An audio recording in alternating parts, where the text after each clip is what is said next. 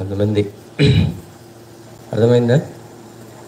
కనుక ప్రభువుతో మనం మాట్లాడుకోవాలి. మనతో ప్రభువు మాట్లాడాలి. చెప్పండి, మనం ప్రభువుతో మాట్లాడాలి, ప్రభు కూడా మనతో మాట్లాడుతూ రావాలి. అలాగున తండ్రికి కుమారునికి మధ్య ఉన్నటువంటి బంధం ఎలా ఉంటుందో అలాగున మనం కూడా ప్రభువుతోటి అలాగని మాట్లాడుతూ రావాలి. చాలామంది వాక్యం చదవరు. చెప్పండి, వాక్యము చదవరు. ఒకసారి ఒక ఇంటికి గృహాలు దర్శించడానికి వెళ్ళాను. వెళితే అక్కడ విశ్వాసాన్ని అడిగాం, అమ్మ సాపేసింది, జాగ్రత్తగా తినాలి, ప్రార్థన చేయడానికి. ఆమెకు బాగా చదవచ్చు. అమ్మ వాక్యం చదువుకున్నారంటే చదువుకున్నాము అన్నది. ఏమన్నది? చదువుకున్నాము అన్నది. చాలా సంతోషమా, ఏ అధ్యాయం చదివారు అంటే చెప్పటంలే. సరే బైబిల్ తెచ్చుకోమా, ప్రార్థన చేస్తాము, 2 మాటలు చదివించి అని అంటే ఆ బైబిల్ పావుగంట సేపు వెతికారు మనవడాను ఆమె. పావుగంట సేపు వెతికినా బైబిల్ కనిపించలేదు. సర్లే, లేకపోతే లేరమ్మ ఎక్కడ పెట్టేవులే ఈ అడవుల్లో, సరే మొగరించి ప్రార్థన చేస్తారా అని 2 మాటలు వాక్యం చెప్పి నేను ఆమెకు ప్రార్థన చేస్తుంటే బొడ్డోడు వాళ్ళ మనవడు లేచిపోయాడు. రాలేదు అసలు ప్రార్థనలో, మోకరించాలి మనవడు. వాడు ఏం చేస్తున్నాడంటే ఎదుగుతూ ఉన్నాడు, బైబిల్ ఎదుగుతూ ఉన్నాడు ఇంట్లో. బైబిల్ ఎక్కడ పెట్టుకునేది తెలియదా?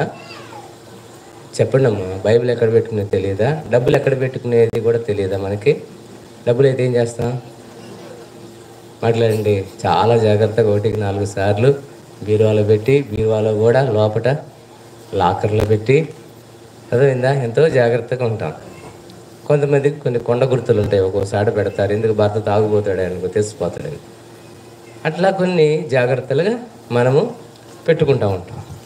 అయితే మేము ప్రార్థన చేసి ముగించే లోపల మనవడు పరిగెత్తకుండా నాయనమ్మ బైబిల్ దొరికింది అనుకుంటే బైబిల్ తీసుకొచ్చాడు. బైబిల్ తీసుకురావడంతో ఆ బైబిల్ ఇట్లా ఓపెన్ చేసింది. ఓపెన్ చేయడంతో పేలు వచ్చే దువ్యాన అందులో ఉంది. ఏ దువ్యాన ఉంది? పేలు వచ్చే దువ్యాన ఉంది. అయ్యో, దీనికోసం నేను వారం రోజుల నుంచి ఎదుగుతున్నా, ఇప్పుడు కనపడ్డది అంటుంది. అంటే ఇప్పుడు ఆమె పాపమే ఆమెను ఏం చేసింది? పట్టించింది. బైబిల్ చదవక ఎన్ని రోజులు? ఆమె వారం రోజులు.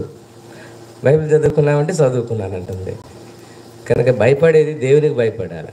కొంతమంది బైబిల్ ఉంటుంది కానీ కొంతమందికి బైబిల్ దుమ్ము పట్టిపోతుంటుంది.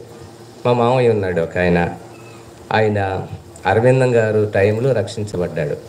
74లో 73 అంటే దరిదాపుగా ఇప్పటికీ 50 సంవత్సరాల చిల్లర రక్షించబడ్డాడు.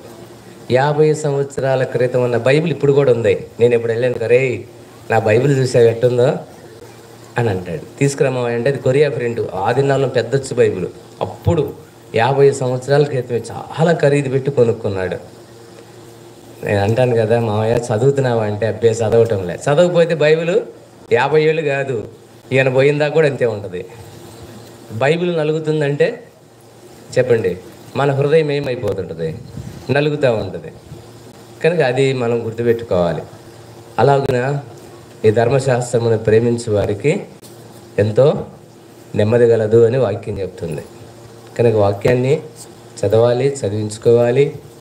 వాక్యం ఎంతగా మనం ప్రేమిస్తామో అంతగా ప్రభు మనల్ని ఆశీర్వదిస్తాడు. ఇప్పుడు మనం చదువుకున్నట్టు కీర్తన ఆసాపు రాసిన కీర్తన చదవండి. మొదటి వచ్చినాన్ని ఆసాపు రాసిన కీర్తనలో, దేవా మేము నీకు కృతజ్ఞతాస్తుతులు చెల్లించుచున్నాం, కనుక మేము అంటున్నాడు. అంటే ఇప్పుడు ఆసాపు యొక్క భార్య, ఆసాపు యొక్క పిల్లలు అందరూ మేము అనేది ఏకవచనం బహువచనమా? బహువచనం. అంటే మేము, నేను కాదు, మేము అంటే కుటుంబం అందరూ కలిసి దేవునికి ఏం చెల్లిస్తున్నారంట? కృతజ్ఞతాస్తుతులు చెల్లిస్తున్నారంట. కనుక అలాగని మన కుటుంబం ఉంటే ఎంత బాగుంటుంది. అసలు ఆశీర్వదించబడినటువంటి కుటుంబం అంటే అర్థం ఏంటంటే కుటుంబం అంతా, వాక్యం చెప్తుంది కదా, ప్రభు యేసుక్రీస్తునందు చెప్పండి అమ్మా, విశ్వాసం ఉంచుము, అప్పుడు నీవును నీ ఇంటి వారును గొప్ప రక్షణ పొందుదురు. చెప్పే నేను కూడా మా కుటుంబం హిందూ కుటుంబంలో జన్మించాం. కుండలు తయారు చేసినటువంటి కుటుంబంలో జన్మించాం. అయితే యేసు ప్రభు అంటే మాకు తెలియదు. ఒక పడమడి గది, ఆ పడమడి గదికి ఒక పొట్టు, ఆ పొట్టుకు ఒక పంగనామాలు. ఉందా? జనరేటర్ ఉందా?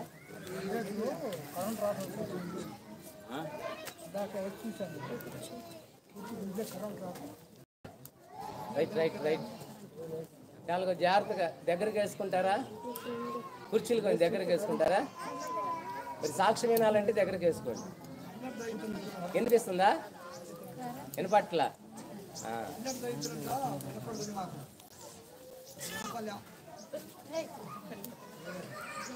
రాదా? దేవునికి స్తోత్రము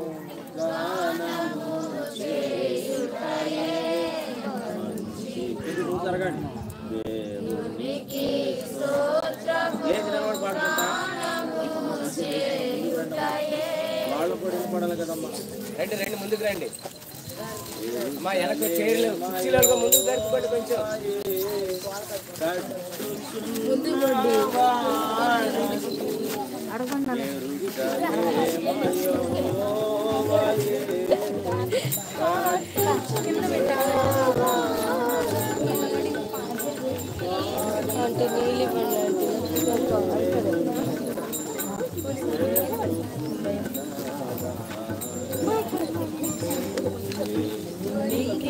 స్తోత్రము గానము చేయుటయే మంచిది. దేవునికి స్తోత్రము గానము చేయుటయే మీకు రోడ్డు మీద గాలి తోలుతుంది, మాకు ఇక్కడ ఎట్టుంది. కొంచెం కొంచెం దద్దుకుంటే వినిపించింది. మీ క్షేమం కొరకు చెప్తున్నాం. యేసు ప్రభు ఉదయం 9 గంటల నుంచి మధ్యాహ్నం 3 గంటల వరకు ఆ కలవరి కొండలో మన కొరకు ఏమైపోయాడు అర్థమైందా? కుర్చీలో ముందు జరుపుకోండి. వాళ్ళు లేవలేకపోతున్నారు. సరే రైట్.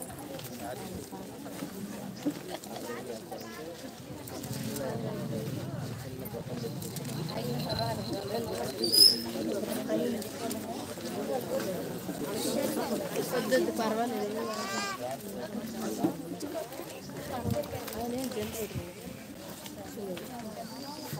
ఓకే సరే, జాగ్రత్తగా ఉండండి. అయితే ఒక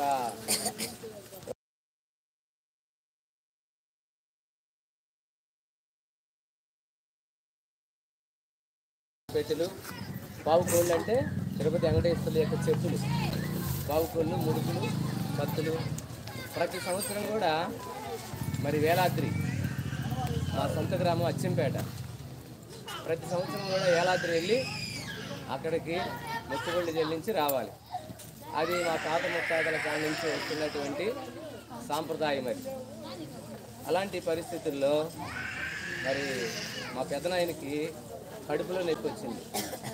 దరిదాపుగా 12 ఏళ్ల నుంచి ఆమె ఆయనకు కడుపులో నొప్పి ఉంది. ఎంతోమంది డాక్టర్ల దగ్గరికి వెళ్ళాడు, తిరిగాడు, తగ్గలేదు.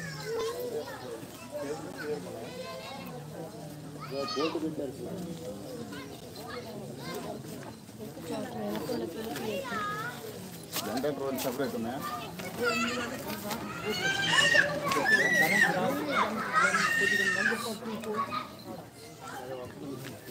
కరెంట్ కావచ్చు.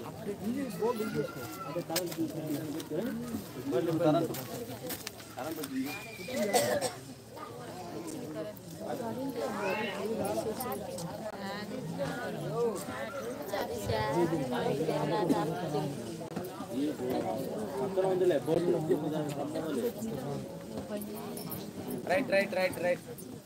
సరే, అలా విధంగా జాగుతున్నటువంటి దినాల్లో ఆయనకి కడుపులో నొప్పి వచ్చింది. ఆ కడుపులో నొప్పి మరి సత్తనపల్లి, గుంటూరు ఆయా ప్రాంతాలన్నీ తిరుగుతూ వచ్చాడు, కానీ అది కడుపులో నొప్పి తగ్గలేదు. అప్పుడు మా ఊరి నుంచి దేవకరుణమ్మ అనేటువంటి ఒక సహోదరి, ఆమె దేవుని మందిరానికి వెళ్తుంది. మందిరానికి అంటే మీకులాగా ఇట్లా కాదు, 18 కిలోమీటర్లు నడిచి వెళ్ళాలి. ఆ దినాల్లో నేను చెప్పేది 50 సంవత్సరాల క్రితం గుర్రబండ్ల మీద వెళ్ళాలి. అప్పుడు ఇట్లాగా ఆటో సౌకర్యం లేదు, అర్థమవుతుందా? ఆటోలు లేవు, లేకపోతే ఇట్లా బైకులు లేవు, బస్సులు కూడా ఎర్ర బస్సులు. అప్పుడు అక్కడి నుంచి మళ్ళా అచ్చంపేట వచ్చి, అచ్చంపేట నుంచి క్రోసూరు రావాలి. క్రోసూరు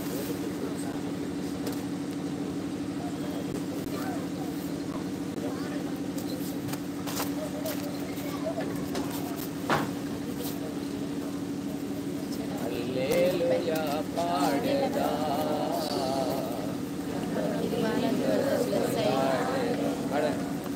హల్లెలూయా పాడేదా, ప్రభు నిన్ను కొనియాడేదన్. అన్ని వేళలయందునా నిన్ను పూజించి కీర్తింతును. అన్ని వేళలయందునా నిన్ను పూజించి కీర్తింతును. ప్రభువా నిన్ను నే కొనియాడేదన్. హల్లెలూయా పాడేదా, ప్రభు నిన్ను కొనియాడేదన్. అలాగున జరుగుతూ వస్తున్నప్పుడు మరి ఆమె 18 కిలోమీటర్లు ప్రతి ఆదివారం మందిరానికి నడుచుకుంటూ వెళ్ళేది. ఉదయాన్నే 6 గంటలకు బయలుదేరి ఆ దరిదాపుగా 10 గంటలకు అట్లా వెళ్ళేది. అప్పుడు ఈయనకున్న బాధను చూసి, ఆయన పేరు నాగభూషణం గారు, మరి దేవుని మందిరానికి రండి, యేసు ప్రభు స్వస్థపరుస్తాడు అంటే, ఇంతమంది డాక్టర్లు ఉన్నారు, యేసు ప్రభు తగ్గిస్తాడా ఏంటి అని ఆమెతో వాదోపవాదాలు పెట్టుకునేవాడు. అప్పుడు ఆమె చాలా బలవంతం చేసేది. వారం ప్రతి శనివారం వచ్చి కూర్చునేది. ఆమె మాట తట్టుకోలేక వెళ్ళిపోయాడు, మందిరానికి వెళ్ళాడు. ఒక వారం వెళ్ళాడు, కడుపులో నొప్పి తగ్గల. 2వ వారం కూడా వెళ్ళాడు, తగ్గలే. మరలా 3వ వారము బలవంతం చేసి తీసుకెళ్ళింది. ఆ రోజున అరవిందం అంకులు గుంటూరు నుండి క్రోసూరు వెళ్ళారు. ఆ రోజున ప్రేమ విందు జరుగుతుంది, 27వ తారీఖు జనవరి. అది మందిర ప్రతిష్ఠ రోజు. అయితే అరవిందం అంకులు అక్కడికి వెళ్ళిన తర్వాత అంతా అయిపోయిన తర్వాత పొరుగు గ్రామాల్లో అందరూ భోజనాలు చేయండి అంటే, ఈయన భోజనం చేయకుండా వెళ్ళిపోతుంటే ఆమె బతిలాడింది. ఒక ఆత్మ రక్షించబడాలంటే బలవంతం చేస్తేనే వస్తారు. నా ఇల్లు నిండున్నట్లు బయటికి వెళ్ళిపోయి రాజమార్గం కంచెల్లోకి వెళ్ళి అక్కడ ఉన్న వారిని ఏం చేయమన్నాడు? బలవంతం చేయాలంట. అది పాపానికైతే, సినిమాలకి డ్యాన్సులకి అయితే బలవంతం చేయని అవసరంలే. మనం వద్దని బలవంతం చేసినా పోతారు అక్కడికి.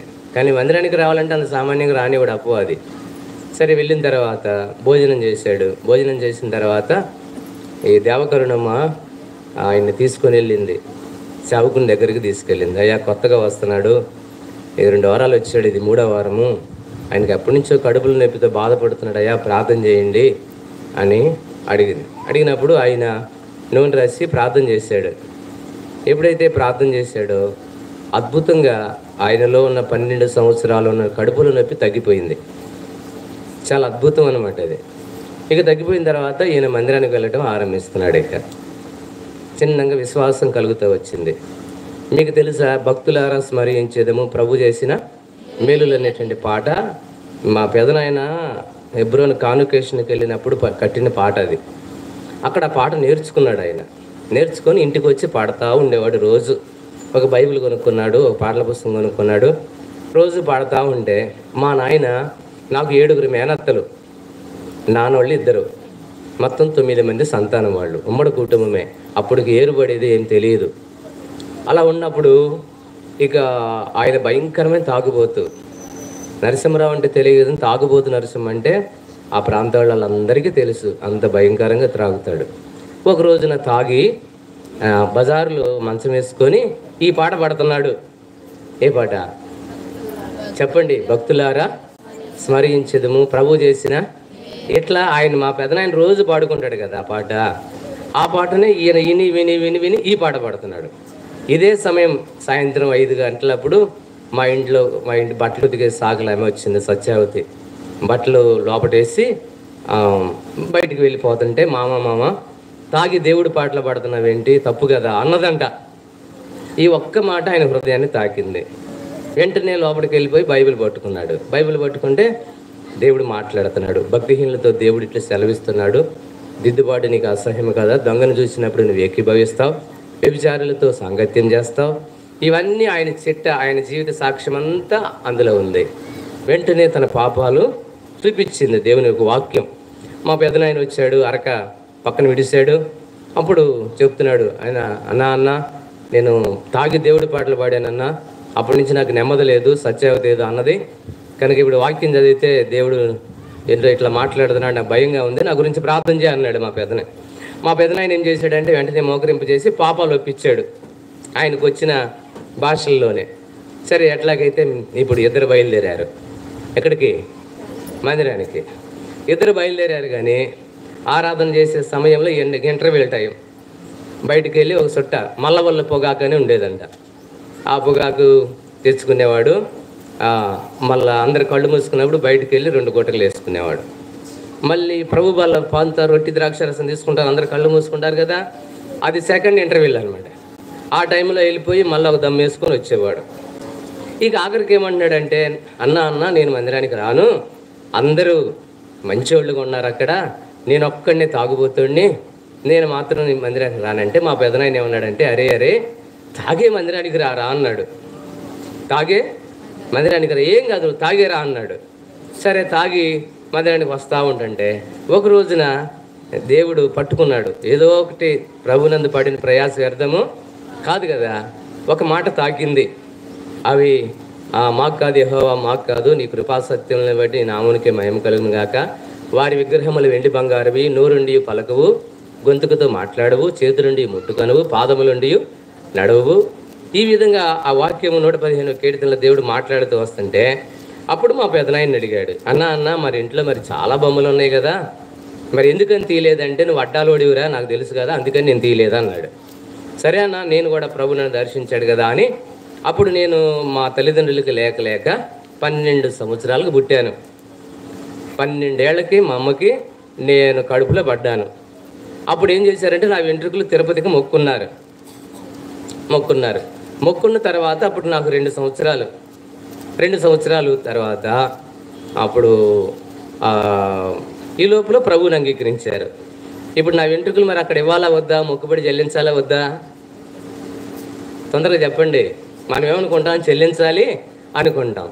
ఇక సత్యం తెలుసుకున్న తర్వాత ఇంకెందుకు, ఆ ఫోటోలన్నీ తీసేసి ఫ్రేములు పగలగొట్టలే, లోపల ఉన్న కాగితాల బొమ్మలు అవి తీసేసి క్యాలెండర్ వాక్యం పెట్టేసి మరలా రేకు జాగ్రత్త కొట్టేసి గోడ చుట్టూ పెట్టేసి చక్కటి మీటింగ్ కూడా పెట్టారు.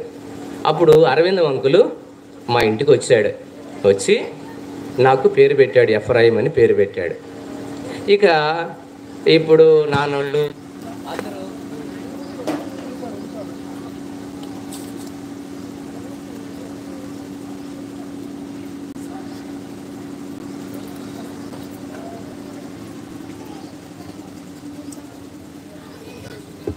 అందరూ చక్కగా మందిరానికి వెళ్తూ ఉంటే మా నాన్న పెదనాయన ప్రభువుని నమ్ముకోవడం ద్వారా మా ఊరిలో ఆ దినాల్లోనే 30 మంది దేవుని మందిరానికి వెళ్ళేవాళ్ళు.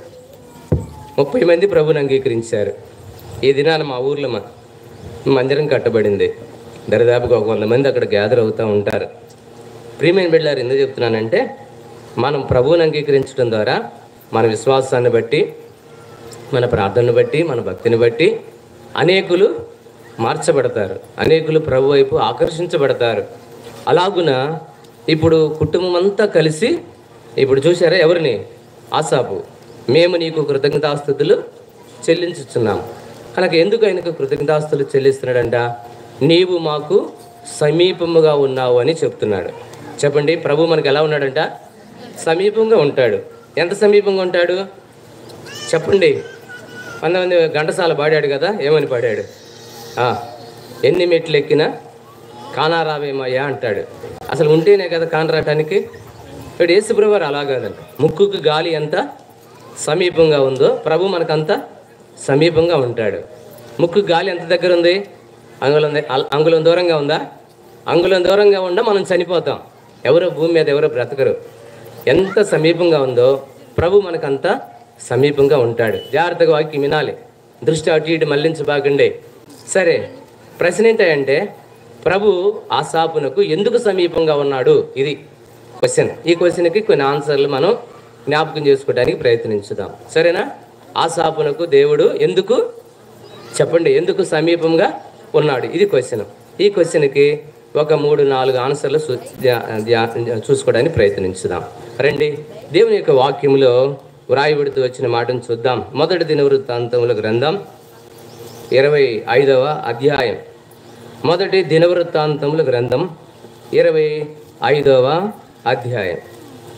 మొదటి దినవృత్తాంతములు 25వ అధ్యాయం చదువుకుందాం.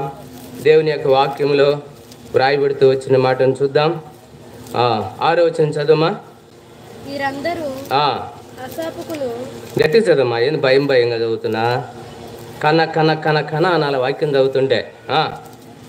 వీరందరూ ఆసాపునకును ఏదూతునకును హేమానునకును రాజు చేసిన కట్టడ ప్రకారము యెహోవా ఇంటిలో తాళములు, స్వరమండలములు, సితారలు వాయించుచు గానము చేయుచు తమ తండ్రి చేతి కింద దేవుని మందిరపు సేవ జరిగించుచు ఉండురి.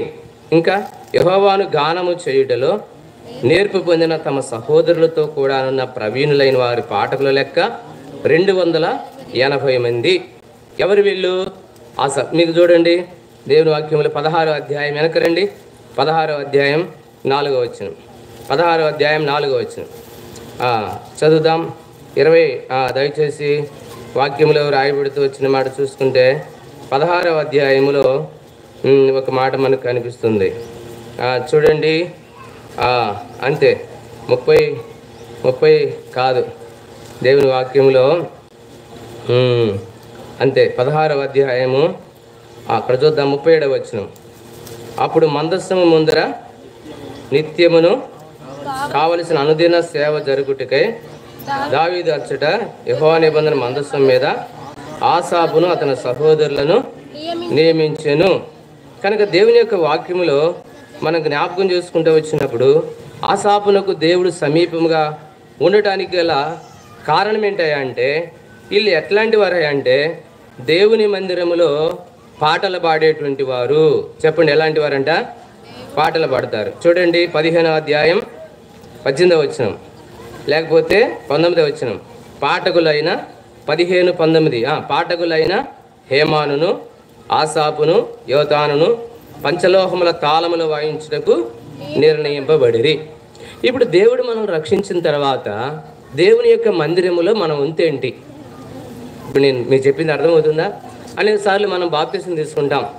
బాప్తిసం తీసుకున్న తర్వాత పెద్దలు మనం ఏదేం చేస్తారు? చేయించి హస్త నిక్షేపణ చేస్తారు. హస్త నిక్షేపణ ద్వారా దేవుడు కొన్ని మనకు వరాలను దేవుడు అనుగ్రహిస్తాడు, కొన్ని తలాంతులను దేవుడు ఇస్తాడు మనకి.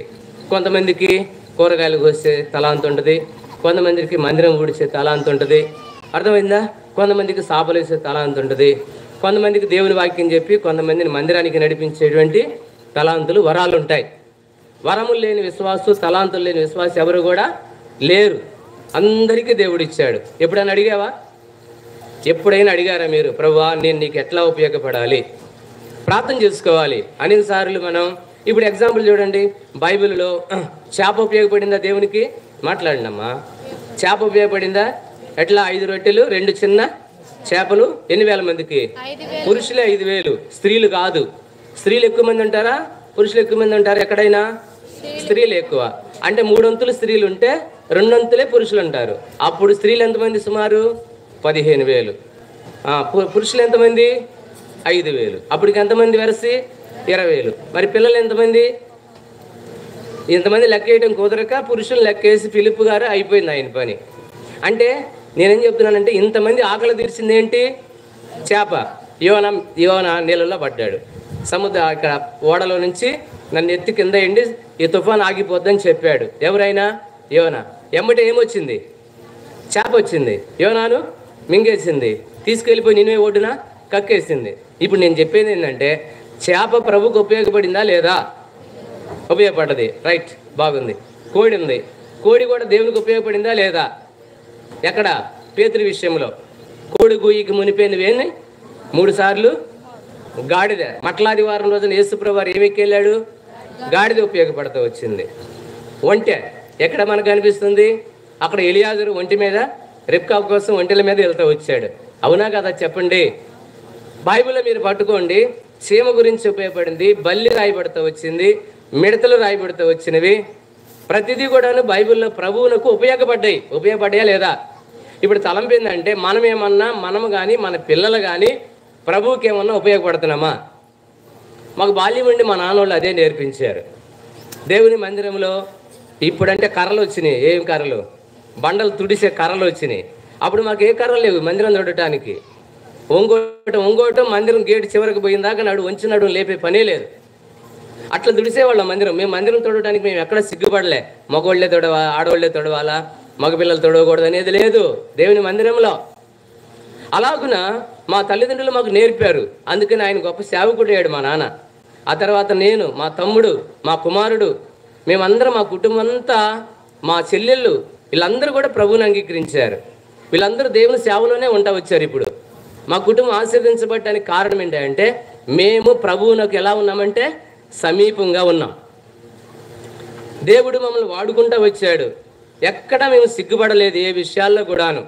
కనుక నేర్చుకోవాల్సింది ఏంటంటే, ఆసాపు కుటుంబానికి దేవుడు సమీపంగా ఉండడానికి గల కారణం ఏంటంటే, వాళ్ళ పిల్లలు దేవుని మందిరంలో ఏం చేస్తున్నారంట? వాయిద్యాలు వాయించుతున్నారు. చెప్పండి, ఏం వాయించుతున్నారు? వాయిద్యాలు వాయించుతున్నారు. అంటే పాటలు పాడుతున్నారు. అంటే గాయకులు వాళ్ళు, కీబోర్డ్ వేసేవాళ్ళు వాళ్ళే, తబలాలు కొట్టేది వాళ్ళే. అన్నీ వాళ్ళ కుటుంబంలో వాళ్ళ పిల్లలకు లేని తలాంతులు అంటూ ఏవి కూడా లేవు. అర్థమవుతుందా? కనుక నువ్వు రక్షించబడితే నీ బిడ్డలకు ఏమి నేర్పాలా? ఇప్పుడు చెప్పండి, ఏమి నేర్పాలా మన పిల్లలకి? దైవికమైన, చెప్పండమ్మా, దైవికమైన క్రమము నేర్పించాలి. కొద్దిగా వెనక జరుగమ్మా, ఇందుకు మెడక ఇరిగిద్ది, అట్లా చూస్తున్నావు. దైవికమైన పద్ధతి పిల్లలకు మనం ఏం చేయాలి చెప్పండి? నేర్పించాలి. ఇప్పుడు ఒక రోజున మేనమామ వస్తున్నాడంట. మేనమామ వస్తున్నాడు. అరే మామయ్య వస్తున్నాడురా, మామయ్యకి నమస్కారం చేయి, మామయ్యకి వందనాలు చెప్పు అని ఏదైనా కామన్గా మనం అది చెప్పాలి. బాగున్నారా అత్తయ్య అడుగుదామా లేదా? పిల్లలకి చెప్పాలి. అయితే ఈ తల్లి వాడికి ఏం నేర్పుతుందో తెలుసా? అరే పెద్దమామ వస్తున్నాడు, మామ పిల్లని ఎత్తడో లేదో అడుగురా అని చెప్తుంది. వాడికి పిల్ల తెలియదు, తల్లి తెలియదు, వాడికి ఏమి తెలియదు పాపం, పసికందోడు.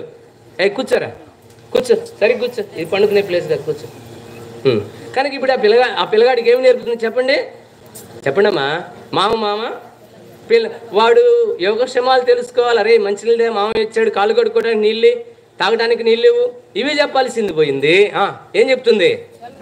వాడికి చిన్న బాల్యం నుండి వాడు ఎప్పుడన్నా రాని మామ కనపడితే ఒకటే మాట చెప్తాడు, మామ పిల్లనెత్తవా అంటున్నాడు. ఇప్పుడు పెరిగాడు, పెద్దోడు అయిపోయాడు, ఆయన చెప్ప చేయకుండా ఎత్తుకొని పోయిండు. వాడు ఎడిపోయారో కూడా తెలియదు. వాళ్ళ సంసారం అంతా పతనం అయిపోతా వచ్చింది. ఇప్పుడు వాడు పాడైపోవడానికి కారణం ఎవరు చెప్పండి? అంటారన్నమాట తల్లిదండ్రులు. అరే అవి గోల్డ్ ఫ్లాక్ తీసుకురాపో, సిగరెట్ పెట్టి ఒకటి తీసుకురాపో, లేకపోతే ముందుంది పలానోళ్ళు ఇంటో తీసుకొని రాపో. వీడేం చేస్తాడంటే వచ్చేటప్పుడే తాగుతాడు, ఇక అలవాటు చేసుకుంటాడు. ఇత్తు ఒకటి అయితే చెట్టు ఒకటి అయిద్దా? ఇప్పుడు తండ్రి ఎట్లాంటివాడో కుమారుడు కూడా, తల్లి అట్టిదో బిడ్డ కూడా అట్లాంటిదే. కనుక మనం ఏమి నేర్పాలి? మన పిల్లలకి వాక్యం మోయడం నేర్పాలి, పరిచర్య చేయడం నేర్పాలి, దైవికమైనటువంటి పద్ధతులు నేర్పాలి. ఈ దినాల్లో ప్రియమైన బిడ్డలారా, మరి ప్రపంచంలో పాపం విస్తరించిపోతా వచ్చింది ఈ సెల్ ఫోన్లు వచ్చిన కాడి నుంచి. ఈ సెల్ ఫోన్లు లేకపోతే ఒకడు అన్నాడు కదా, గోలీలోనే ఒకడు అన్నాడు, మా ఊరి దగ్గర గోలీలే, ఊరి పేరు గోలీ. అక్కడ అన్నాడు కదా, అందరూ అరుగు మీద కూర్చున్నారు, రాగి చెట్టు అరుగు, అందరూ ఇది చూసుకుంటున్నారు. ఏది అది సెల్లులో ఏదో ఆట వచ్చింది కదా, ఫ్రీ ఫైర్ ఆడుతున్నారు అందరూ సెల్లుల్లో. ఆడుతుంటే ఒకడికి లేదు సెల్లు, పోరా నీ సెల్లు కొనుక్కోవడం చేతగా లేదు, అమ్మాయికి తెప్పించుకోవడం చేతగా లేదని ఏదో అన్నాడు వాడు. వాళ్ళ ఇంటికి వెళ్ళి వాళ్ళని అడిగాడు వాడు. అంటే ఇప్పుడు ఏందయ్యా పరిస్థితి అర్థం చేసుకోరా, తర్వాత తీసుకుందాంలే అంటే, నాకు మీరు సెల్లు కొనిస్తారా, నన్ను చావమంటారా అన్నాడు. ఒకడు కొట్టారు, గట్టిగా ఈడిసి కొట్టారు. వాడు ఏడుచుకుంటా పోయి, ప్రియులారా అక్కడ మా కోరీలు ఉంటాయి, అంటే నాపరాలు తయారయ్యేది అక్కడనే 2 చింతల్లో. ఇక ఆ కోరీలో పడి చనిపోయాడు. చూడండి ఎంత భయంకరమైన పరిస్థితి. పాపము బాల్యము నుండియే, కనుక నరుల యొక్క హృదయం బాల్యము నుండియే చెడిపోతా వచ్చింది. కనుక బిడ్డలారా దేవుడు మనకు సమీపంగా ఉండాలంటే ఈ యొక్క సాయంకాలం ప్రభు మీతో మాట్లాడుతున్నాడు. మీ బిడ్డలకి మీరు ఏమి నేర్పుతున్నారు? మీ బిడ్డలకు ప్రియులారా ఏదైనా డీజేలు పెడితే అక్కడ ఎగిరేది ఎవరయ్యా అంటే పిల్లలే. పెద్దవాళ్ళు ఎగురుతున్నారు, వాళ్ళతో పాటు చిన్న పిల్లలు కూడా ఎగురుతూ ఉన్నారు గులాములు కొట్టుకుంటా. ఎంత భయంకరమైన పరిస్థితి అంటే ఇది ట్రైల్ పార్టీ ఎగరటం. ఎక్కడ? ఇక్కడ భూమి మీద. ఎందుకంటే అసలైన ఎగురుడు ఒక చాట ఉంది. ఎక్కడది? నరకములో, పాతాళములో భయంకరంగా ఎగరాలి. అందుకని సాతాను ఏం చేస్తున్నాడు, అరే అక్కడ ఎగరటానికంటే ముందే ఇక్కడే ఎగరరా అని ఎగరటం నేర్పిస్తూ ఉంటున్నాడు అపవాది. బిడలారా, అందుకే యేసు ప్రభు ఏమన్నాడు తెలుసా? సిలువ మోసుకొని వెళ్తా ఏమన్నాడు? అమ్మా నా కోసం ఏడవద్దు, మీకోసం మీ పిల్లల కోసమే ఏడవండి అని ప్రభు చెప్పాడు. అంత బాధ అనిపించుకుంటా కూడాను ఆ సిలువను దించి వెంట వెంబడిస్తున్న స్త్రీల వైపు చూసి అంటున్నాడు, అమ్మ నా కోసం ఏడబాకండి. ఎప్పుడైనా మన బిడ్డల కోసం మనం ఏడుస్తూ వచ్చావా? బిడ్డల కోసం ఎప్పుడైనా ప్రార్థన చేస్తూ వచ్చావా? నీ బిడ్డల కోసం ఎప్పుడైనా ఉపవాసం ఉంటూ వచ్చావా? కొంతమంది తల్లిదండ్రులు మాత్రమే దేవుని మందిరానికి వెళ్తారు, ఆ పిల్లల్ని వదిలేస్తూ ఉంటారు. ఇక వాడు ఏ క్రికెట్ ఆడుకుంటూ ఉంటాడు, ఎక్కడెక్కడ తిరుగుతూ ఉంటాడు, గాలివాడు తిరిగినట్టు తిరుగుతూ ఉంటాడు. పిల్లారా నువ్వైతే మాత్రము దేవుని మందిరానికి వెళ్ళి రావాలా? కాదంట. వాక్యం చెప్తుంది నీవును నీ పిల్లలు కూడా దేవుని సన్నిధిలో కనిపించాలి. అట్లాగా నీవు కొంచెం వాళ్ళకి నేర్పితే ఆటోమేటిక్గా బాలుడు నడవలసిన త్రోవను వానికి నేర్పుము. పెద్దవాడైనప్పుడు వాడు దాని నుండి తొలగిపోడు. ఇంకా తొలగిపోవడానికి అవకాశం ఉండదు. ఇంకా నేను ఒకసారి ప్రియులారా నా బాల్యం నుండే ప్రభువుని అంగీకరించాను కదా నేను. కనుక నా తల్లిదండ్రులు సండే స్కూల్కి వెళితే కంఠస్థ వాక్యం చెప్పకపోతే ఒప్పుకునేవాళ్ళు కాదు. రాత్రికి కుటుంబ ప్రార్థన చేసేవాళ్ళు. నైట్ కుటుంబ ప్రార్థన ఎలా ఉంటుందో తెలుసా? ఒక సాప వేసేవాళ్ళు.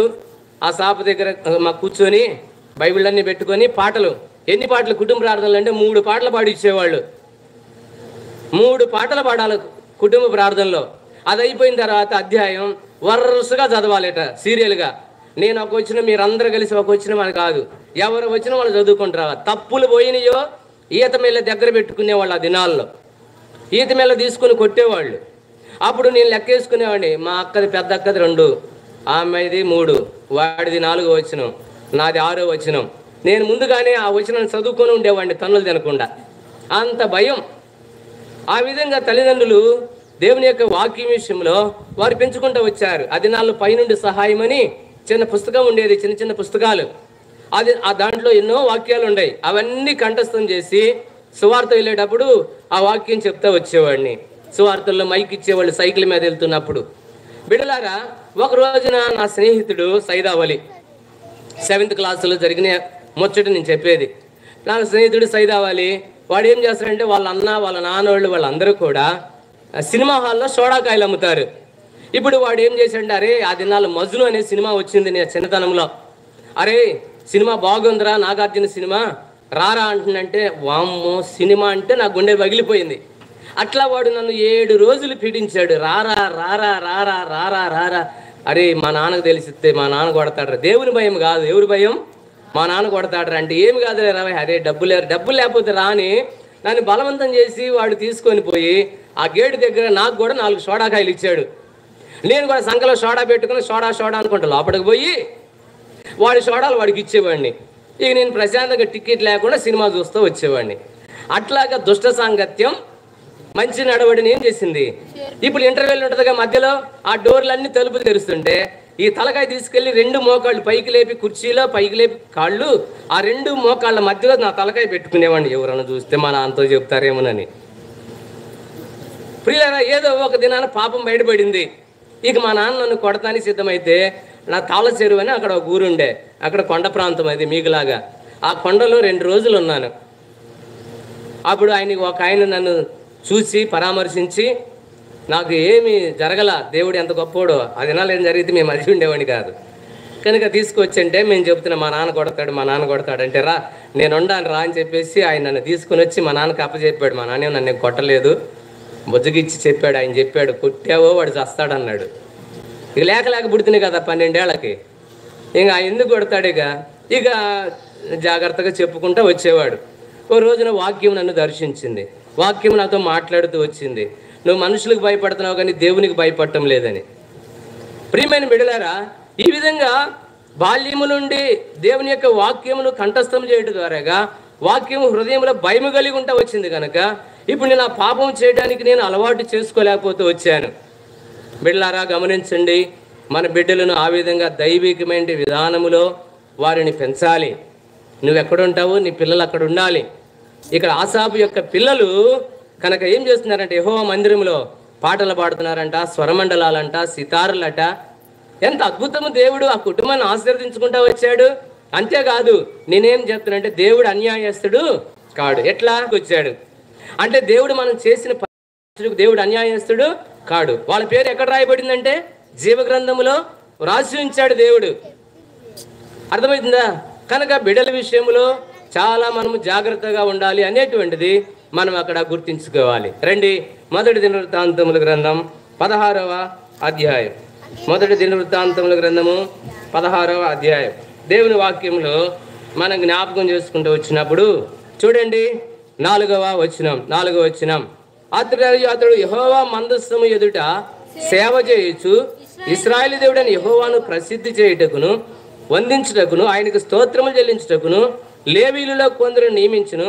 వారిలో ఆసాపు అధిపతి. అండర్లైన్, వారిలో ఆసాపు అధిపతి. అంటే దేవునికి కృతజ్ఞతాస్తుతులు చెల్లించే విషయంలో, దేవునికి స్తుతించే విషయంలో, స్తుతి పాటలు కానివ్వండి, దేవుని ఆరాధించే విషయంలో. అంటే ఇప్పుడు నేనేం అమ్మ జాగ్రత్తగా వినాలి. ఇప్పుడు ఇప్పుడు ఇప్పుడు పాటలు పాడేది ముందా, వాక్యం చెప్పేది ముందా? ఇప్పుడు ఆసాపు కుటుంబము వాక్యముకి వెళ్తున్నారా, పాటలకు వెళ్తున్నారా? అబ్బా, మీకు అర్థం కావట్లేదురా. ఇప్పుడు మనం ఏం చదువుకున్నాం అక్కడ? ఎక్కడ? 15వ అధ్యాయంలో 19వ వచనంలో వాళ్ళు పాటలు పాడారా లేదా? పాటలు ఉన్నాయా లేవా? ఇప్పుడు పాటలకే ముందు వెళ్తున్నారా, లేదా వాక్యం తర్వాత వాక్యానికి వెళుతున్నారా వీళ్ళు? ఇప్పుడు మనం ఎప్పుడు వస్తున్నాం? అందరూ పాడి పాడి పాడి పాడి పాడి పాడి పాడి అందరూ అయిపోయిన తర్వాత ఆర్చుకొని తీర్చుకొని అమిర్చిన దాని మీద అమ్మగారి చేసినట్టుగా వస్తారు కొంతమంది. అర్థమైందా? అట్లా రాకూడదు. ఎప్పుడు రావాలంట? ఆరంభ దినాల్లో, మేము రక్షించబడిన దినాల్లో మాకు క్రోసూరు రావాలి. ఎన్ని కిలోమీటర్లు అని చెప్పాను? 18 కిలోమీటర్లు. ఎప్పుడు మా నాన్న వాళ్ళు తీసుకొచ్చేవాళ్ళు తెలుసా? శనివారం రోజు రాత్రికి ఉపవాస ప్రార్థన జరిగేది మందిరంలో. శనివారం రాత్రి అక్కడ పాల్ గారు, మరియమ్మ గారు అని ఉండేవాళ్ళు. ఆ దినాల్లో కోత మిషన్, రంప కోత మిషన్ చేసుకుంటా దేవుని పరిచర్య చేశారు. వాళ్ళు పూర్తిగా సేవకులు కాదు, అంతగా వాళ్ళు పరిచర్య చేస్తూ వచ్చారు. నేను చెప్పేది దరిదాపుగా 52 సంవత్సరాల క్రితం సంగతి చెప్తున్నాను నేను ఇప్పుడు మీకు. అర్థమవుతుందా? నేను పుట్టక ముందే ఈ సంగతులు. అయితే ఇప్పుడు మా నాయన మరి పెట్మస్ లైటు మీకు తెలుసా? కిరసనాయిలు ఒత్తి ఉంటుంది కదా, గాలి కొట్టేది. ఆ లైట్ పట్టుకొని ఇంకా తగిలించుకొని నన్ను భుజం మీద ఎక్కించుకొని మా ఊరు నుంచి దరిదాపుగా ఒక 15 మంది నడుచుకుంటా, ఆ మధ్యలో 2-3 గ్రామాలు ఉన్నాయి. ఆ గ్రామాల వాళ్ళు కూడా నడుచుకుంటా వచ్చేవాళ్ళు క్రోసూరుకి. మీరు నమ్ముతారా? వినండి. నాయన భుజం మీద ఎక్కించుకునేవాడు నన్ను. ఎక్కడ ఎక్కించుకున్నాడు? భుజం మీద ఎక్కించుకుంటే నేను కండవాలు కొట్టుకునేవాడు ఆయన, పై పంచే. నేను గట్టిగా పట్టుకునేవాడిని. చాలా భయం వేసేది నాకు. ఆ విధంగా ఎన్ని గంటలకు వెళ్ళేవాళ్ళు అంటే రాత్రి ఖచ్చితంగా 9 గంటలకు వెళ్ళేవాళ్ళు మందిరంలోకి. 9 నుంచి 11 గంటల వరకు ఉపవాస ప్రార్థన జరిగేది ఆ దినాల్లో. ఓరే స్వామి, ఓరే నాయన, వినరా స్వామి, విను జాగ్రత్తగా, ఎడిదిరుగు. కనుక నేను చెప్పేది అర్థమవుతుందా? అంటే ఆ దినాల్లో 300 మంది ఉపవాస ప్రార్థనకు వచ్చేవాళ్ళు దేవుని మందిరానికి. ఎంతమంది? చుట్టుపక్కల గ్రామాల్లో ఆ దినాల్లో సంఘాలు లేవు, ఒకటే క్రోసూరు తల్లి సంఘం. అన్ని 100 మంది వచ్చేవాళ్ళు. 300 మంది ఉపవాస ప్రార్థనకు వచ్చేవాళ్ళు. రాత్రి అక్కడే ఉండి తెల్లారి పొద్దున్నే అందరూ భోజనాలు వండుకొని టిఫిన్ చేసి మళ్ళీ మధ్యాహ్నం భోజనం చేసుకొని అప్పుడు గుప్పెళ్ళ బియ్యం ఉండేవి. ఈ దినాల్లో దేవుని మందిరానికి గుప్పెళ్ళ బియ్యం తేడం ఫ్యాషన్ అయిపోయింది. అర్థమవుతుందా? ఖచ్చితంగా వారం అంతట్లో బియ్యం పాత్రలో పోసిన తర్వాత గుప్పెడ పట్టుకొని తీయాలి. వీటిని తీసి ఒక డబ్బాలో పోయటం. ఆ విధంగా గుప్పెళ్ళ బియ్యం తీసుకొని వచ్చేవాళ్ళు. అది నా ప్రేమావింది జరిగేది. ప్రేమావింది అంటే ఏంటి? ఒక ఊరోళ్ళు అరిసెలు తెచ్చేవాళ్ళు. 31st నైట్కి కొత్త సంవత్సరం ప్రేమావింది జరిగితే ఒక ఊరోళ్ళు బోరేలు చేసుకొచ్చేవాళ్ళు, ఒక ఊరోళ్ళు పలావ్ చేసేవాళ్ళు, ఇంకో కూరోళ్ళు చికెన్ తీసుకొచ్చేవాళ్ళు. అందరు కలిసి తీసుకొని వచ్చి అందరూ ఒకసారి కూర్చొని ఇస్తర్లో పెడతంటే అసలు ఇన్ని ఎక్కడ తినాలరా బాబు అనిపించేది. ఆ విధంగా ఆ దినాల్లో అలాంటి ప్రేమలు కలిగి జీవించుకుంటూ వచ్చారు. ప్రియమైన బిడ్డలారా, నేను చెప్పే తలంపు ఏందా అంటే, పాటలకే ముందు కాదు, ఒకరోజు ముందే దేవుని మందిరానికి వెళ్ళేవాళ్ళం, పాటల సమయానికి కాదు. కనుక మనం గుర్తుపెట్టుకోవాలి, దేవుడు మన కుటుంబాన్ని మన బిడ్డలను ప్రభు ఆశీర్వదించాలంటే కనుక ఎప్పుడు చెప్పండి, దేవుణ్ణి స్తుతించడానికంటే ముందు పాటలు అప్పుడే మనము రావాలి. పాటలు ఆరంభించబడింది అంటేనే వచ్చి తొందరగా వచ్చి అందరికంటే ముందు వచ్చి కూర్చోడు ద్వారాగా ఆ దేవుడు నీ హృదయంలో ఉన్నటువంటి ఆశను తీరుస్తాడు. వాక్యం చెప్తుంది, నన్ను గణపరుచు వారిని నేనేం చేస్తానంట, గణపరుస్తానని రాయబడుతూ వచ్చింది. చూడండి, ఇక 4వ వచనాన్ని మనం చదువుకుందాం. 4వ వచనాన్ని చదువుకుందాం. 5వ వచనం, జకరయా అతని తర్వాతి వాడు ఎహియేలు, షెమీరామోతు, ఎహియేలు, మత్తిత్య, ఏలియాబు, బెనాయా, ఒబేదేదెము, ఎహియేలు అనువారు స్వరమండలం సితారం వాయించడం నియమింపబడి. ఆసాపు తాళములను వాయించువాడు. చెప్పండి, ఆసాపు, చెప్పండి అందరూ, ఆసాపు తాళములను వాయించువాడు. కనుక దేవుని యొక్క వాక్యం మనం చూస్తుంటున్నాం. ఆసాపు తాళాలను వాయించుకుంటూ వస్తున్నాడంట. నేనేమంటున్నానంటే, వినాలి, మన పిల్లలకి కంజర కొని పెట్టాలి. చాలామంది పిల్లలు దేవుని మందిరంలో వాళ్ళు కొడతా ఉంటే దేవుని మొహం వేసుకొని చూస్తూ ఉంటారు. నేను అదే మా మందిరంలోకి వస్తే పిల్లలందరూ ఏదో ఒకటి అందరూ నేర్చుకుంటూ వచ్చారు. ఒక కీబోర్డు తప్ప ఇది ఒకటే రావటం లేదు వాళ్ళకి. తపలా కొడతారు, డోలక్ ఉంది, కంజరు, తాళాలు, కొబ్బరికాయలు అన్నీ కొడతా ఉంటారు. అంటే తలం పిండాయంటే కొనుక్కున్నారు, వాళ్ళు సొంతంగా కొనుక్కున్నారు, ఆన్లైన్ కొనుక్కున్నారు. నాకు తెలియకుండానే డోలక్కులు తెప్పించుకున్నారు ఆన్లైన్లో. అంటే ఏంటంటే ప్రియులారా, ఇంటి దగ్గర కుటుంబ ప్రార్థన జరిగినప్పుడు ఆ కుటుంబ ప్రార్థనలోనే వాయిద్యాలు వాయించుకుంటారు. అలాగనే మనం వాళ్ళకి నేర్పాలి. ఆసాపు తాళాలు వాయించుతుంటే వాళ్ళు పాటలు పాడుతూ ఉంటే వాళ్ళ కుటుంబం ఒక చిన్న సంఘం అయిపోతూ వచ్చింది. అలాగున నేర్చుకోవాలి. మనం సమర్పణ జీవితం కలిగి ఉండాలి, త్యాగపూరితమైన అనుభవం కలిగి ఉండాలి. ప్రభు కొరకే మనం ప్రయాసపడాలి, ప్రభు కొరకే మనము కష్టపడే దాని కొరకై ఇష్టపడేటువంటి వారంగా ఉండాలి అనేది మనము గుర్తుంచుకోవాలి. ఇవి చూడండి, 16వ అధ్యాయం 37వ వచనం. 16వ అధ్యాయం ఆసాపు కుటుంబాన్ని ప్రభు సమీపంగా ఉండటానికి గల 3వ కారణాన్ని చూస్తుంటే చదువు నాయనా. 37వ వచనం, 16:37. అప్పుడు మందసము ముందర నిత్యమును కావలసిన అనుదిన సేవ జరుగుటకై దావీదు యెహోవా నిబంధన మందసం మీద ఆసాపును అతని సహోదరులను నాతో చెప్పండి, అనుదిన సేవ జరుపుటకై. అంటే ఇక్కడ ఏం జరుగుతుంది? అనుదినము, ప్రతి దినము కూడాను. ఒక్కోసారి ప్రియులారా, మనకి ఇష్టమైతేనేమో ప్రార్థన చేస్తాం, ఇష్టం లేకపోతేనేమో ప్రార్థన చేసుకోం. ఇష్టమైతే వాక్యం చదువుతాం, ఇష్టం లేకపోతే వాక్యం చదవము. అట్లా కదంట. ఒక కుటుంబాన్ని దేవుడు ఆశీర్వదించాలంటే, ఆ కుటుంబానికి సమీపంగా ఉండాలంటే యోబు గారు మనకు తెలుసు ఏమని రాయబడుతూ వచ్చింది, నిత్యము అలాగునా చేయించుండెను. ఏం చేస్తున్నాడంట?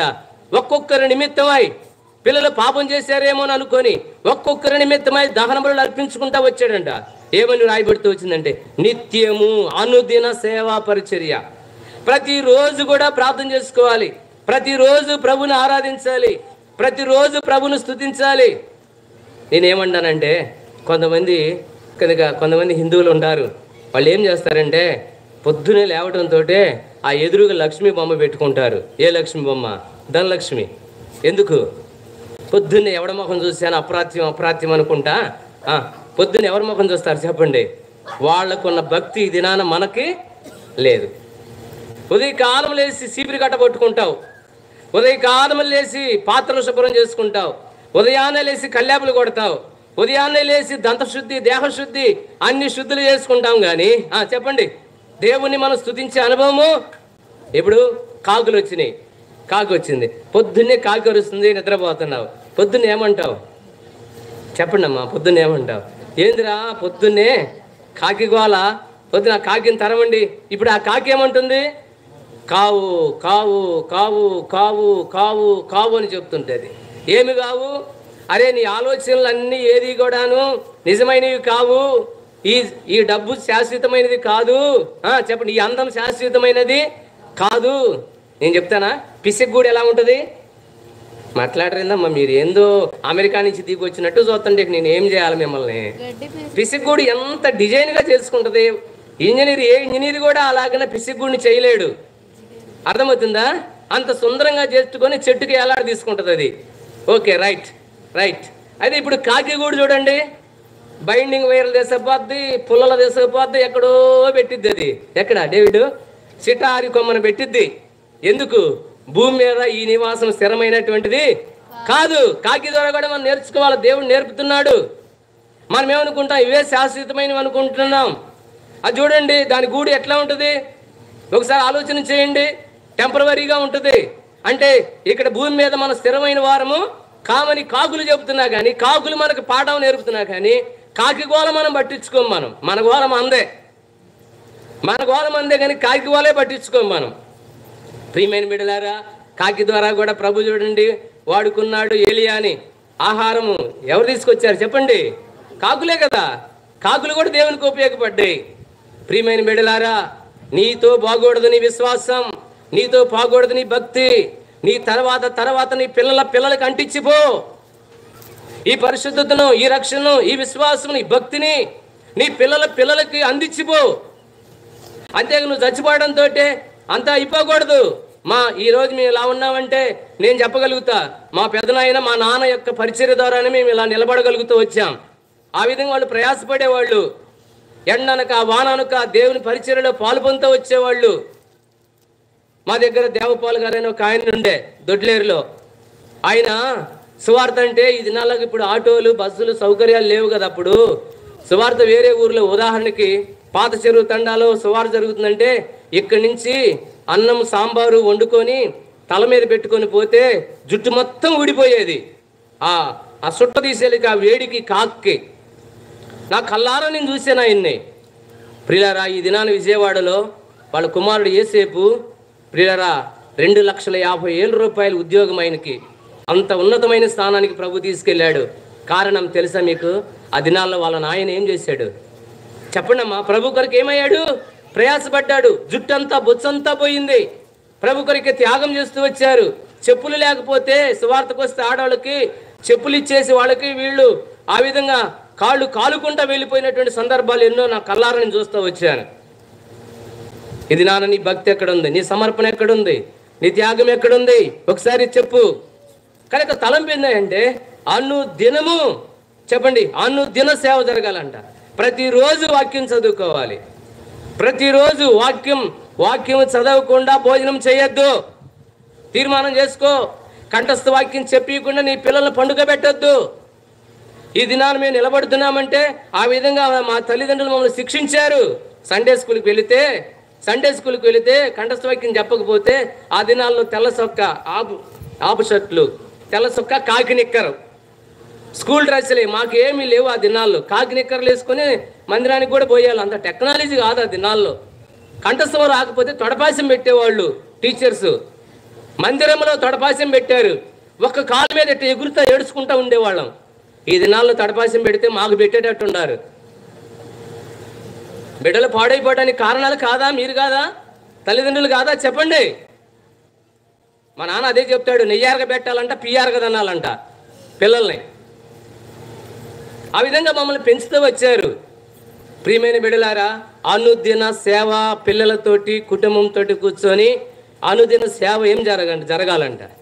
ఆ విధంగా ఆసాపు ప్రతి నిత్యము కూడాను, అలాగున అనుదినము కూడా దేవుని యొక్క పరిచర్య జరుగుతున్నట్లుగా దేవుని యొక్క వాక్యంలో మనము చూస్తూ ఉంటున్నాం. ఇంకా చూడండి 37వ వచనం, మళ్ళీ చదువు నాయన. 37వ వచనంలో అనుదిన సేవ జరుగుటకై దావీదు అచ్చటి యెహోవా నిబంధన మందస్సు మీద ఆసాపును అతని సహోదరులను నియమించెను.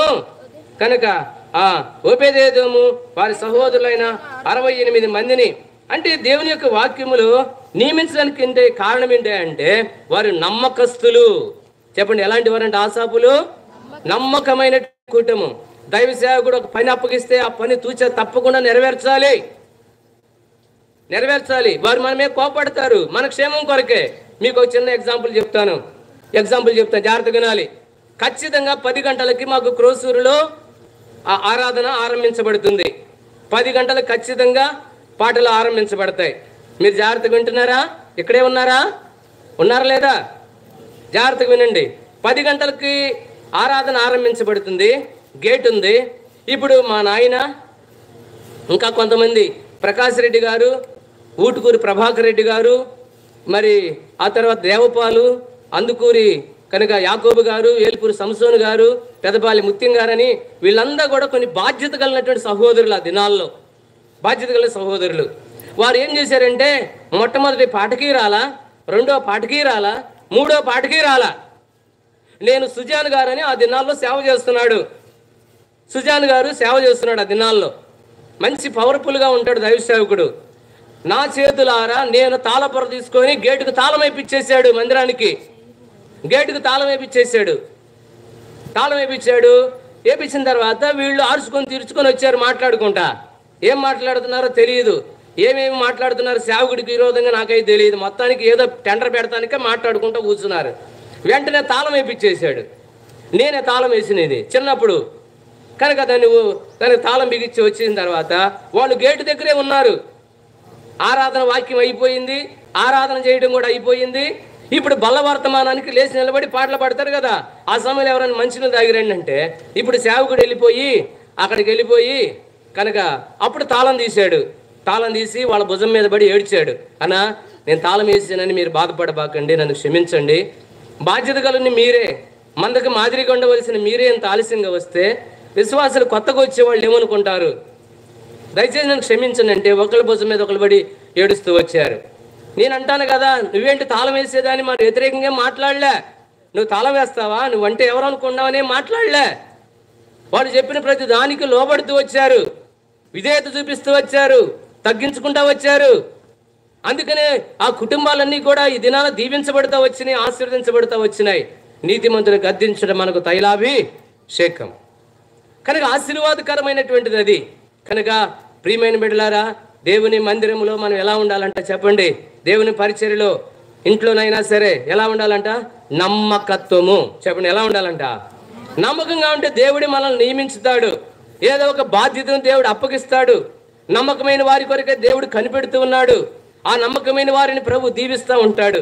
నేను ఈ సబ్జెక్ట్ అంతా ఎందుకు చెప్తున్నాను? తీసుకున్న సబ్జెక్ట్ ఏంటి చెప్పండి అమ్మాయి, చదువుకున్న వాళ్ళు కూడా చెప్పకపోతే సబ్జెక్ట్ ఏంటి? దేవుడు ఆసాపునకు సమీపముగా ఉండటానికి గల కారణాలు ఏంటంటే మనం ఇవన్నీ ధ్యానం చేసుకుంటూ వస్తున్నాం. ఒట్టిగాని ప్రభు అందరికి సమీపంగా ఉండడు. కనుక ప్రియమైన బిడ్డలారా, ఆసాపు యొక్క జీవితంలో అతడు నమ్మకమైనటువంటి వాడిగా దేవుని యొక్క వాక్యములో మనం చూస్తుంటున్నాం. ఇక నేను చివరికి 5వదిగా ముగిస్తున్నాను. ఆయనతో పోలేదు, ఆయన పిల్లలకు పంచిపెట్టాడు దాన్ని. చెప్పండి అమ్మా, ఆయనతోటి పోలేదు, ఆయన పిల్లలకి పంచిపెడతా వచ్చాడు. ఇప్పుడు గెహాజీ ఉన్నాడు. గెహాజీ, ఏం సంపాదించుకోవడానికి వెళ్ళావు? ద్రాక్ష తోటలు, అంజరపు తట్లు, బంగారము, వెండి ఇవన్నీ సంపాదించుకోవడానికి నీకు ఇది సమయమా అన్నాడు కదా ప్రవక్త గెహాజీని. అవునా కాదా చెప్పండి? అప్పుడు ఏం చేయాలా? అయ్యా, నాది పొరపాటు అయిపోయింది. నయమానికి నయమానైతే వదిలించుకొని పోయాడో మానోడు తగిలించుకున్నాడు దాన్ని. అర్థమైందని చెప్పింది. ఆయన వదిలించుకొని పోయాడు కుష్ఠవ్యాధి. ఎవరైనా? నయమాను. ఆయన వదిలించుకొని పోయిన దాన్ని మనోడు ఏం చేశాడు? తగిలించుకున్నాడు. ఒక ఆయన గోడ మీద రాశాడు, ఎయిడ్స్ వ్యాధి అంటు వ్యాధి కాదు కానీ అంటించుకునే రోగం అని రాశాడు. ఎయిడ్స్ రోగం చెప్పండి, ఎయిడ్స్ రోగం అంటు రోగం కాదు. అంటు రోగమా? అంటు రోగం కాదు, అంటించుకునే రోగం. అనేక సందర్భాల్లో మనం ఏం చేస్తామంటే అంటించుకుంటూ ఉంటాం. గెహాజీ అంటించుకున్నాడు. గెహాజీతో పోలా తరాలు ఈ దినాలు లేప్రసీ కాలనీ, కుష్ఠవ్యాధులు కాలనీలు ఉన్నాయంటే మూలపిత్రుడు ఎవరంటే చెప్పండి, ఎవరు? గెహాజీ మూల పురుషుడు. అంటే తరతరాలకి ఆయన ద్వారా వచ్చింది ఏంటంటే, మీకు ఒక చిన్న సందర్భం చెప్తున్నా. మా ఊరి దగ్గర ఒక ఊరు ఉంది. ఆ ఊరిలో తమ్ముడికి గుడ్డోడే, తమ్ముడు గుడ్డోడే, అన్న గుడ్డోడే, అక్క గుడ్డిదే, చెల్లి గుడ్డిదే, 4 గుడ్డోళ్ళే. అయితే ప్రభుని నేను చెప్పే ఒక బ్రదర్ ప్రభుని అంగీకరించాడు. నేను ఒక రోజున అడిగా, అన్న నువ్వు ఒక్కడమంటే గుడ్డోడు అవ్వాలి, మరి మీ తమ్ముడు, మీ అక్క, మీ చెల్లి 4 ఎట్లా గుడ్డోళ్ళు అయ్యారన్నా అని అడిగా నేను. అప్పుడు ఆ బ్రదర్ చెప్పిన సాక్ష్యం ఏంటో తెలుసా? జాగ్రత్తగా వినండి. అన్నా, మా నాన్న వాళ్ళు 2 అన్నదమ్ములన్నా, ఏం లేదన్నా, ఒక రోజున వాళ్ళ గేదె వచ్చి మా చేలో పడిందన్నా, నిర్దాక్షిణ్యంగా ఆ గేదెని దూడని ఏం చేశాడంట? నరికి చంపేశాడంట. నేను చెప్తున్నానండి, తల్లిదండ్రుల యొక్క పాపము బిడ్డల మీదకి వస్తుంది. నోరు లేని గేదెని చంపేశాడండి, దూడని గేదెని రెండు చంపేశాడు. అప్పుడు అన్నాడు, అన్నా ఇంత భయంకరమైన శాపం అనిపించడానికి కారణం మా అమ్మ మా నాన్నలోనన్నా. ప్రియులారా, చనిపోయారు. ఏం తీసుకొని పోయారు? కక్ష కార్పణ్యాలు తీసుకొని పోయారా? ఏం తీసుకొని పోయారు? ఆశ్రయాలను తీసుకెళ్ళిపోయారా? రాని పడని గేదె పడితే పడింది, ఏమైద్ది? కనుక ప్రియమైన బిడ్డలారా, గమనించాలి. మనతో బాధది. మన తల్లిదండ్రులకి అబ్రహామును బట్టి ఇస్సాకు, ఇస్సాకును బట్టి యాకోబు, యాకోబును బట్టి యోసేపును, అతని సంతానమును, ఇశ్రాయేలు యాకోబు కుమారులందరినీ ప్రభు ఆశీర్వదించుకుంటూ వచ్చాడు. నేను ఒక చిన్న వచనం చూపిస్తే నేను ముగిస్తా. చెప్పి ముగిస్తా. రండి, ఆదికాండంలో చక్కటి మాట కనిపిస్తుంది. ఆదికాండము ఆ వచనం వచ్చేసి దేవుని యొక్క వాక్యములో చదవండి అమ్మా. 31వ అధ్యాయం, ఆదికాండం 31వ అధ్యాయం 42వ వచనం. ఆదికాండం 37:42. త్వరగా. నా తండ్రి దేవుడు అబ్రహాము దేవుడు, ఇస్సాకు భయపడిన దేవుడు నాకు తోడైండని ఎళ్ళ నిశ్చయముగా నువ్వు నన్ను ఒట్టి చేతులతోనే పంపివేసిందువు. దేవుడు నా ప్రయాసము, నా చేతుల కష్టమును చూసి పోయిన రాత్రి నిన్ను గద్దించిన లాభానుతో. ఇప్పుడు ఎవరెవరితో మాట్లాడుతున్నారు? యాకోబు మామగారితో మాట్లాడుతున్నాడు. మామగారు ఇంటి దగ్గర నుంచి కొన్ని విగ్రహాలు తన భార్య దొంగతనం చేసింది. ఈయనకు తెలియదు పాపం యాకోబుకి. రాహేలు దొంగతనం చేసింది. ఆ కారణాన్ని బట్టి లాబాను అల్లుడిని చంపడానికి వస్తున్నాడు. ప్రియులారా, అప్పుడు దేవుడు మాట్లాడాడు ఆయనతోటి, ఏయ్ లాబాను, యాకోబుతో ఒక్క మాట కూడా మంచి చెడు మాట్లాడబాక అన్నాడు. అప్పుడు యాకోబు ఏమంటున్నాడు తెలుసా? నాతో చెప్పండి, నా తండ్రి దేవుడు. చెప్పండి అమ్మా, నోరుండు వాళ్ళందరూ చెప్పండి. నా తండ్రి దేవుడు అబ్రహాము దేవుడు, ఇస్సాకు భయపడిన దేవుడు నాకు తోడై ఉండకపోతే. ఇప్పుడు చెప్పండి, ఇప్పుడు చెప్పండి, యాకోబునకు దేవుడు తోడుగా ఉండటానికి కారణం? అబ్బా, క్వశ్చన్లోనే ఆన్సర్ ఉంది. యాకోబునకు దేవుడు తోడైంటానికి కారణం నా తండ్రి దేవుడు అబ్రహాము దేవుడు, ఇస్సాకు భయపడిన దేవుడు నాకు తోడు. అంటే మనం భయపడితే మన పిల్లలకు దేవుడు తోడుగా ఉంటాడు. అది అక్కడ మనం నేర్చుకోవాలి. మనతో బాధ. కనుక ప్రియమైన బిడ్డలారా, నేనేం చెప్తున్నా అంటే, నువ్వు చనిపోయే లోపల శాపాన్ని పంచిపెడతావో, నువ్వు చనిపోయే లోపల ఆశీర్వాదాన్ని పంచిపెడతావో నీ చేతుల్లోనే ఉంది. నీ ఇష్టం. అదొక ఊరు. ఆ ఊరిలో ఇద్దరు అన్నదమ్ముళ్ళు చాలా ఎంతో చక్కగా భయభక్తులు కలిగినటువంటి వారుగా ఉంటా ఉన్నారు. అయితే ఒకానొక సమయంలో అన్న మరి తమ్ముడు, అన్న సరైనటువంటి ఇద్దరు మందిరానికి వెళ్తారు. సరిగ్గా పట్టించుకోడు అన్న. వాళ్ళు మందిరానికి వెళ్తారా, వచ్చామా కూర్చున్నామా అంతే. వాళ్ళు ఏ పరిచర్య కూడా చేయరు. మందిరంలో ఒక్క గ్లాసు కూడా ముట్టుకోరు. ఒక్క రోజు కూడా సాపలేరు. మందిరం వాడేవారు. ఏ పరిచర్యలో కూడా మీటింగ్లు అన్నా కానీ సహకరించరు. ఆ విధంగా జరుగుతూ ఉన్నప్పుడు తమ్ముడు దేవునికి సేవకుడికి పరిచర్య చేసేవాడు. పొరుగు గ్రామాలు పరిచర్యకి వెళ్ళేవాడు. ఆ దినాల్లో సైకిళ్ళే. ఆ సైకిళ్ళ మీదే కనుక చాలా ప్రాంతాలు వెళ్ళిపోయి ఆ రాత్రి సంఘ ప్రార్థనలు జరపటం, రావటం. మిడ్ నైట్ 11-12 అయిపోయేది. భార్య కూడా సండే స్కూల్ తీసుకుంటూ ఉండేది. సేవకురాలకి ఎంతో సహకారిగా వచ్చేది. ఈ విధంగా జరుగుతూ వస్తూ ఉంటుండగా అనుకోకుండా వాళ్ళ తమ్ముడు చనిపోయాడు.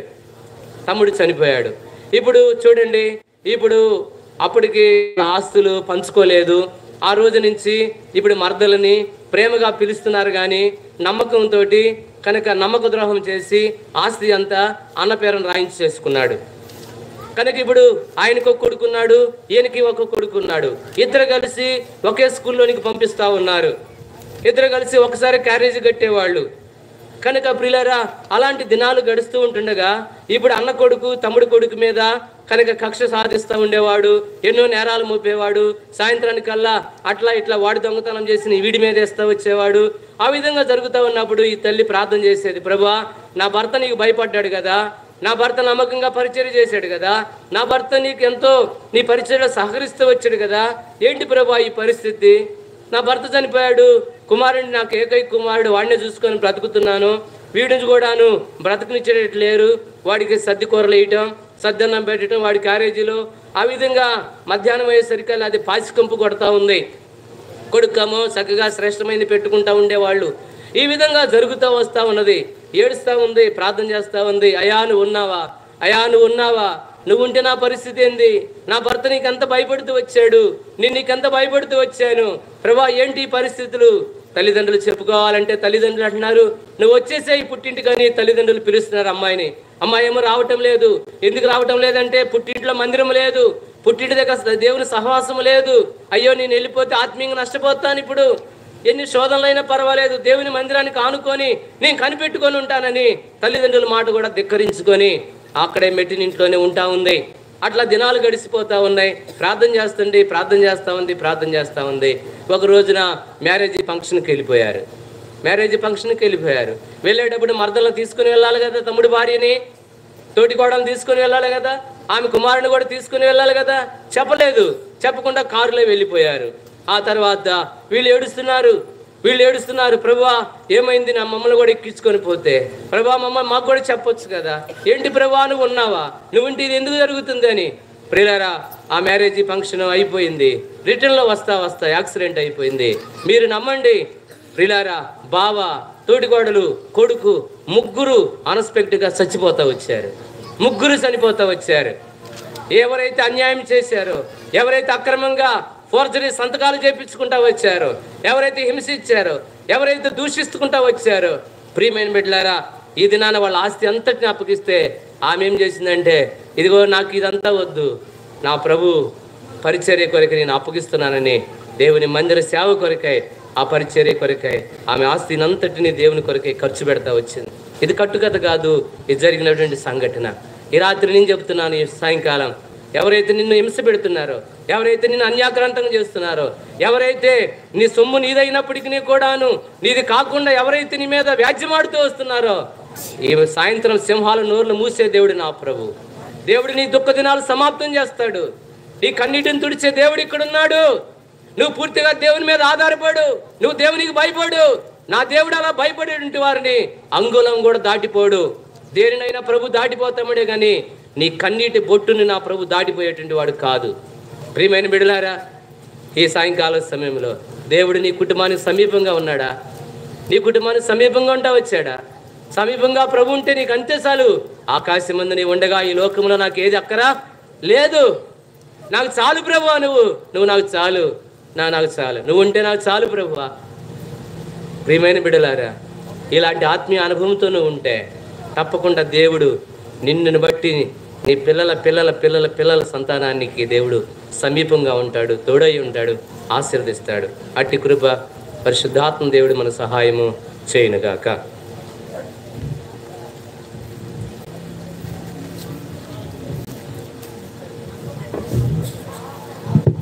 ప్రార్థన చేసుకుంటాం.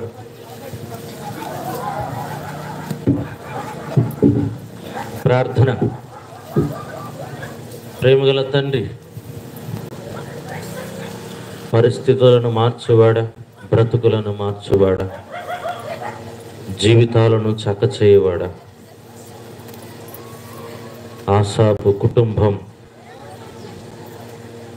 దేవా మీ యందు భయభక్తులు కలిగిన కుటుంబంగా చూస్తున్నాను. తన కుటుంబాన్ని చక్కగా ప్రభు సన్నిధిలో నడుపుకొనగలిగినాడు. తన భార్య, పిల్లలు దేవునికి నమ్మకంగా ఉన్నారు. అందుకనే మీరు ఆ కుటుంబాన్ని దీవించారు.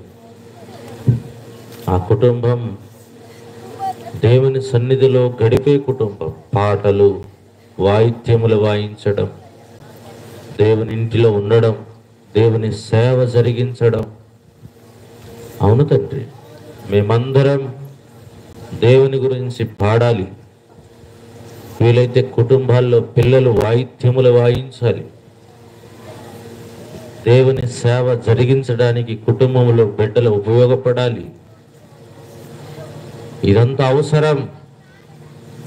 బిడ్డల యొక్క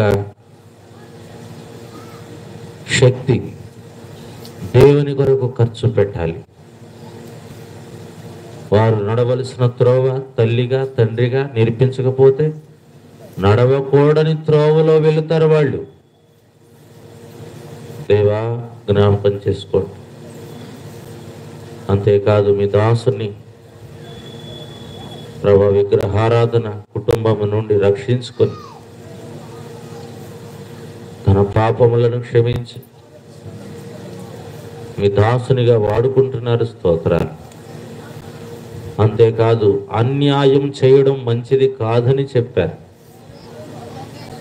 అది ఏ సందర్భమైనా ఏ స్థితి అయినా న్యాయముగా ప్రవర్తించాలని చెప్పారు. మీరు న్యాయవంతుడవు గనక, మీరు అన్యాయం చేయని దేవుడవు కనుక దేవుని బిడ్డలమని చెప్పుకుంటున్న మేము మాకు కూడా అన్యాయం చేయడం తగదు. అది మంచిది కాదు. దానివల్ల నష్టం ఉంది.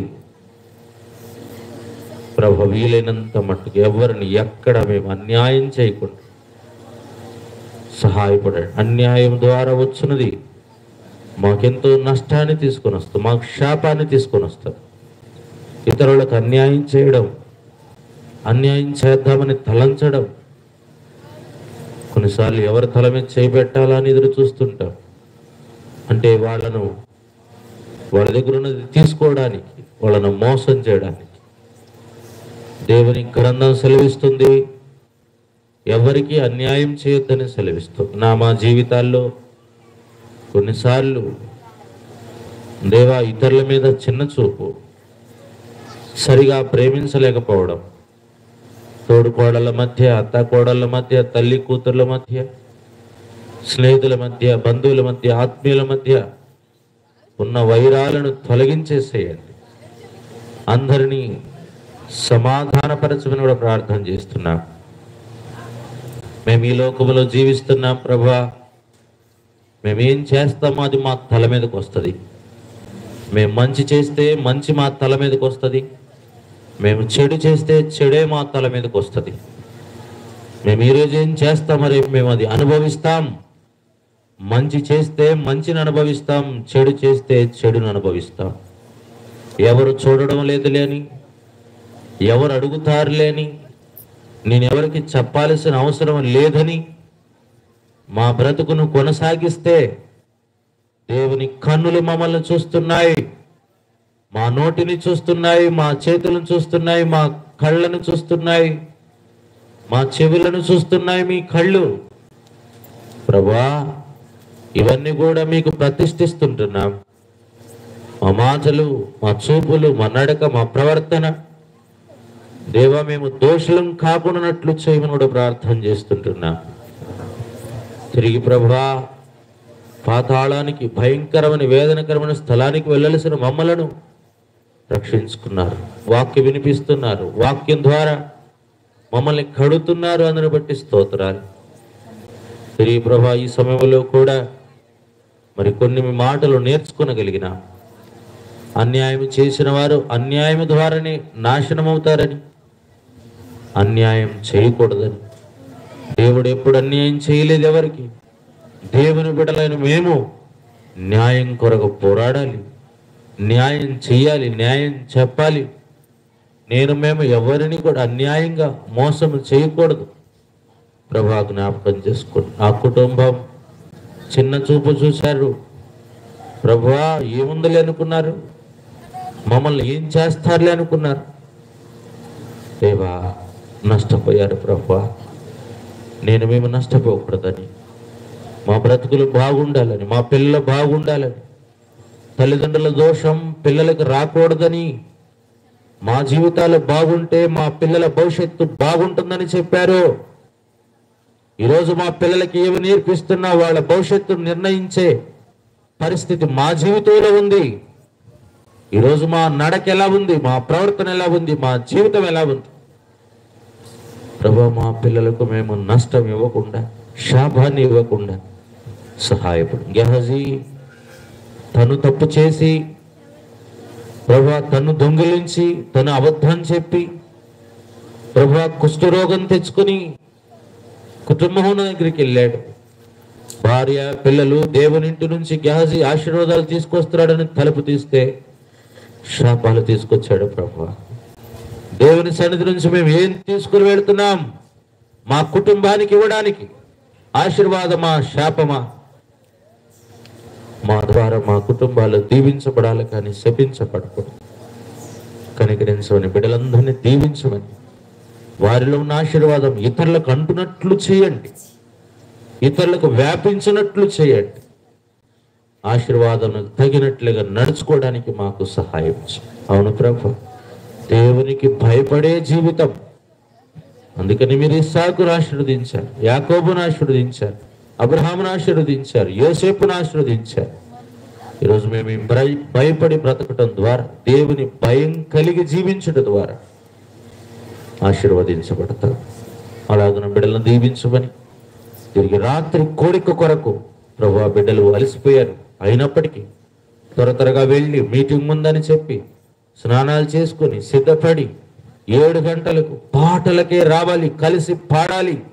సియోను నివాసులారా, నేను వచ్చి మీ మధ్య నివాసము చేతును సంతోషముగా నుండి పాటలు పాడి, మేము సంతోషం నుండి పాటలు పాడుతున్నప్పుడు మా మధ్యకి మీరు దిగొస్తారు.